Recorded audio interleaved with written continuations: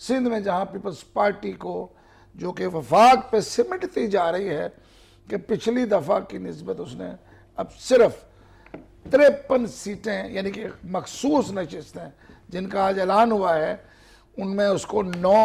खवातीन की और 2 अकलियत की मिलके वो 53 सीटों पे आई हैं। अलबत्ता सिंध उनका जो बेस है वो मजबूत है, वहाँ पे वो अपनी हुकूमत बना रहे हैं और ख़ासे कंफर्टेबल हैं। बहर साहब, मुराद अली शाह दोबारा,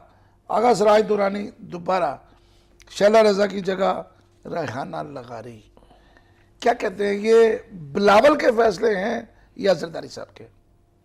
आपने सबसे ज़्यादा सेंसिटिव सवाल जो है वो आखिर में पूछा है, उसकी तरफ मैं आता हूँ। पहले आपके बाकी के सवालात का जवाब दे लूँ। जी, एक तो ये बहुत अच्छी बात है कि अगर किसी ने परफॉर्मेंस दिखाई हो पार्टी की टॉप लीडरशिप के मुताबिक किसी भी सूबे में एज चीफ मिनिस्टर या प्राइम मिनिस्टर के तौर पे, तो पार्टी को उसको एक्नॉलेज करना चाहिए।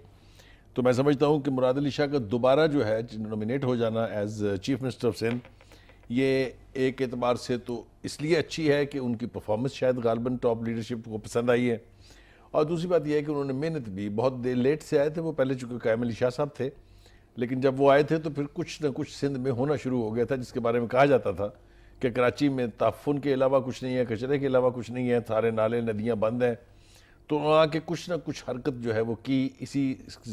के सिले में उन्हें दोबारा ये ओहदा दिया जा रहा है। इसी तरह से स्पीकर सराज दुरानी साहब की परफॉर्मेंस सिंध असम्बली के बीच में बहुत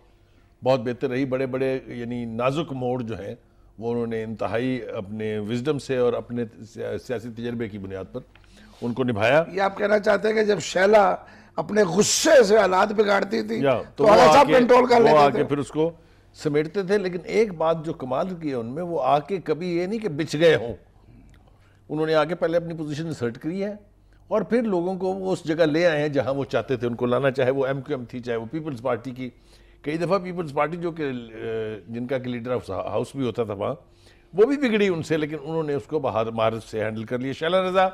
खातून